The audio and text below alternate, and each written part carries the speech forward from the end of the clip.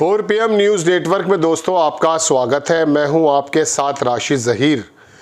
वक्फ bill पर इतना शोर मचा हुआ है कि आपकी समझ में ये नहीं आ रहा होगा, इतनी सारी ढेर सारी खबरें सुनने के बाद, कि वक्फ बिल पर जो पास हुआ है वो क्या है, मुस्लिमों पर किस प्रकार से कुठाराघात लगाया गया है, नहीं लगा है, सरकार की इंटेंशन अच्छी है। मुसलमानों से अगर पूछोगे कि वक्फ बोर्ड में जो अमेंडमेंट्स हुए हैं या बिल जो पास हुआ है इसमें आपको क्या नुकसान है, तो 80-90% लोग जानते ही नहीं है बेचारे। गैर मुस्लिम यानी कि नॉन मुस्लिम से अगर पूछोगे कि ये काम सही हुआ है, वो कहेंगे बिल्कुल मोदी जी ने सही काम किया है, क्योंकि ये मुस्लिमों के खिलाफ है ऐसा बताया जा रहा है, तो वो लोग खुश हैं। अब चूंकि ये बीजेपी ने किया है, मोदी अमित शाह ने किया है, तो मुस्लिम इसलिए खिलाफ है कि इन्होंने किया है। ना इसकी कोई मेरिट देख रहा है, ना इसकी कोई डिमेरिट देख रहा है, बस अपने अपने हिसाब से बात बताए जा रहे हैं। झूठ का परिंदा टेक्निकल धाराओं के बीच में आपको उलझाया जा रहा है, समझ में नहीं आ रहा है। मैं समझाने भी नहीं आया, माफ़ कीजिएगा, चूँकि मार्केट में खबरों की भरमार है।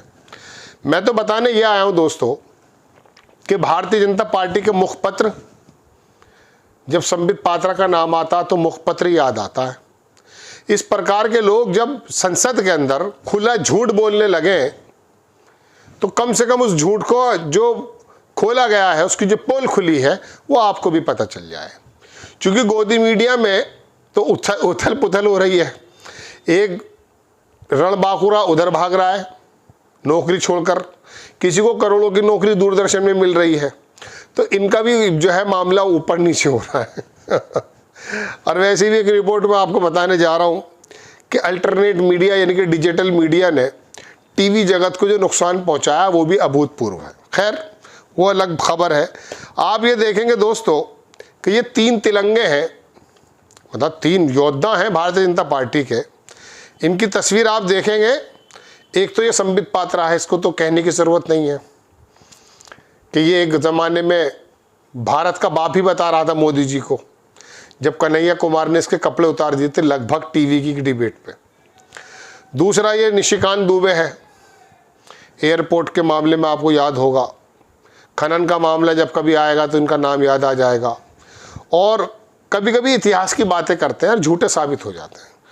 तीसरे बड़े सभ्य और भले व्यक्ति लगते हैं किरण रिजिजू साहब, लेकिन अब चूंकि जिम्मेदारी इस तरह की दे दी है मोदी जी ने, तो उसका निर्वहन करना पड़ता है। इन तीनों के झूठ किसी साहब ने पकड़ लिए, वो मैं आपको बताने जा रहा हूँ।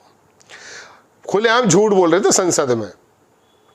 अगर चुनाव की चौपाल पे झूठ बोले तो वहाँ तो मोदी जी भी बोल जाते हैं बाज़ दफ़ा, और बाकी जो देश के बड़े बड़े नेता हैं, लेकिन संसद में तो झूठ मत बोलो, वहाँ तो आपके ऊपर सारे देश की निगाह होती है। भाई चुनाव की चौपाल पे तो आप जैसे लोग बैठे होते हैं, वाह वाह वाह मोदी जी, वाह मोदी जी करे चले जाते हैं, और मियाँ सुंडी आप वाह वाह किए जाइए, वाह वाह किए जाइए। याद होगा आपको कुछ बात मैंने इशारों में कही है। कोई साहब पुष्परंजन है, उन्होंने इसको, ये JNU के हैं, जर्मनी में एडिटर काम कर रहे, DW, बड़े पढ़े लिखे आदमी है। देखिए साहब, ऐसी यार नहीं है, एशियन न्यूज़ के कोई है साहब ये। इन्होंने इनका कच्चा चिट्ठा फाड़ कर रख दिया। इन्होंने कहा चैनलों पर झूठ बोलते बोलते संसद में पहुंच गए थे ये परम झूठे। ये मेरे शब्द नहीं है, अब पुष्परंजन जी की बात बता रहा हूँ। 3 लबरों को मैंने संसद में चुना, लबरों को, अब पता नहीं, मैं इसके मायने नहीं जानता, स्क्रीन पर आपकी हैं ये 3 लबरों को मैंने संसद में चुना। मैं अपने एडिटर से कहूँगा कि जो जो मैं पढ़ रहा हूँ उसे ज़रा अंडरलाइन करते रहें, ताकि वो पीले रंग की जब बैकग्राउंड आ जाएगी तो काले रंग का अक्षर निकल के आ जाएगा। 3 लबरों को मैंने संसद में सुना। एक लबरा जो पुरी से सांसद है, पहले ही हार गया था पुरी से ही, नाच नाच कर बोल रहा था लेबनान, तुर्की, इराक में वक्फ बोर्ड जैसा कुछ भी नहीं है। तुर्की का नाम थोड़ा बदल गया है, इस लबरे को ये भी बता देना चाहिए, तुर्की है ये इसका नाम। लेबनान, टर्की, इराक में वक्फ बोर्ड जैसा कुछ भी नहीं है। तुर्की में कह रहा हूँ, मैं महीनों रहा हूँ, ये पुष्परंजन जी कह रहे हैं कि टर्की में मैं महीनों रहा हूँ, बगदाद भी मेरा जाना हुआ है, लेबनान नहीं गया, मगर दोनों तीनों देशों में वक्फ है। नीचे लिखते हैं ये कि फ्रांसीसी शासनादेश की स्थापना के बाद ये फ्रेंच कॉलोनी थी पूरे लेबनान में, इधर उधर अल्जीरिया, लीबिया, सब जगह, और टर्की के अंदर भी कुछ हिस्से में। जब किसी ज़माने में अंग्रेज़ी कॉलोनी ख़त्म हुई थी, ये 2-3 ही कॉलोनी हुआ करती थी। अमेरिका में भी इनका अंग्रेज़ों का राज था। लेबनान वक्फ कानून को पुनर्गठित किया गया था। सोर्स ये कहाँ से बताया इन्होंने कहा the legal regime of Waqf in Lebanon. इन्होंने तो एविडेंस भी दिया है। An overview Mervyn SKR LLM, इनकी कोई डिग्री है कोई साहब, उन्होंने बताया कि ये इसके अंदर लिखा हुआ है कि कब ये पुनर्गठित हुआ था लेबनान में।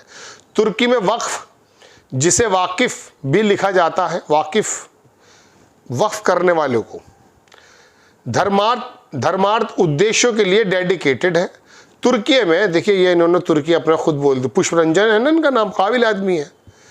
तुर्की में वाकिफ जैसी संस्था आज भी कार्य कर रही है। ओटोमन साम्राज्य से वाकिफ का एक लंबा इतिहास रहा है। एक दूसरा ज्ञानी है निशिकांत दुबे, बोलता है भारत में वक्फ की स्थापना मोहम्मद गौरी 1173 और 1206 के बीच में की थी। ये शख्स खुद को PhD की डिग्रीधारी बताता है।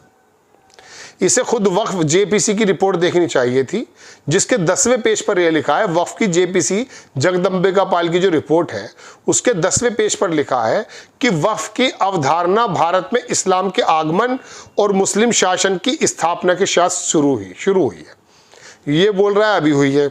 मोहम्मद गौरी बहुत याद रहता है इसे। वक्फ की अवधारणा भारत में इस्लाम के आगमन और मुस्लिम शासन की स्थापना के साथ शुरू हुई। भारत में वक्फ के इतिहास के मोटे तौर पर 3 प्रमुख युगों में विभाजित किया जाता है: इस्लामी काल, ब्रिटिश काल, औपनिवेशिक काल और स्वतंत्रता के बाद का युग। इस्लामी काल 2री शताब्दी यानी कि 8वीं शताब्दी। सबसे दुर्भाग्यपूर्ण गुमराह करने वाला बयान माइनॉरिटी के जो मंत्री हैं, देखिए माइनॉरिटी का मंत्री इन्हें बनाया है, किरण रिजिजू का था, जिन्होंने कहा मदर टेरेसा को इंदिरा गांधी ने नॉर्थ ईस्ट में प्रतिबंधित किया था। वाह! सच यह है कि मदर टेरेसा ने 1975 में इंदिरा गांधी द्वारा लगाए गए आपातकाल का समर्थन किया था। लोग खुश हैं, अधिक नौकरियां हैं, कोई हड़ताल नहीं है, ये कटाक्ष है। उन दिनों ऐसा बयान दिया था मदर टेरेसा ने। नोबेल शांति पुरस्कार से सम्मानित होने के बाद मदर टेरेसा को 1980 में भारत सरकार द्वारा भारत रत्न दिया गया। तब इंदिरा गांधी देश की प्रधानमंत्री थी। आलोचना करने वालों को भारत रत्न। दुर्भाग्य से ये लबाड़ झूठे इतने आत्मविश्वास से बोलते हैं कि आप पढ़े लिखों का विश्वास डगमगा जाए। संसद के रिकॉर्ड में इनका झूठ दर्ज हो चुका है, वो सच में बदल जाएगा।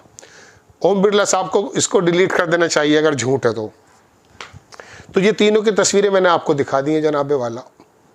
संसद में झूठ बोल रहे हैं। वक्फ क्या है क्या नहीं है, 80 करोड़ लोग लाइन में लगे हुए हैं। मैं ज़मीनों की लड़ाई बताने लगूँ आपको। चीन की जो जगह कब्जे में है वो मैं अगला एपिसोड बनाऊँगा। अखिलेश यादव छूते हुए गुजर गए, वो है इम्पॉर्टेंट बात। ट्रंप ने जो 2 अप्रैल को रात में आकर के मारा है पूरी दुनिया में एक तबाचा, वो है खबर की बात। लेकिन ये जो भी इन्होंने नाम दिया लबाड़ू जो भी है, मैं लबाड़, मैं देखिए मैं नहीं बोल रहा हूँ ये शब्द, मुझे पता ही नहीं है क्या, वाकई में मुझे नहीं पता। अब ये चूँकि बड़े पत्रकार हैं, इन्होंने लिखा है तो मैं तो इनकी बात पढ़ रहा हूँ। तो जनाबे वाला ये तीनों का झूठ पकड़ लिया पढ़े लिखे आदमी ने। संसद में बोल रहे थे ये सिरमौर हैं भारतीय जनता पार्टी के, चुने तो आप नहीं हैं। आपको खबर अगर अच्छी लगती है बराए करम चैनल को सब्सक्राइब करें, शेयर करें। नेक्स्ट टाइम मैं किसी खबर के साथ हाजिर होता हूँ। जय हिंद।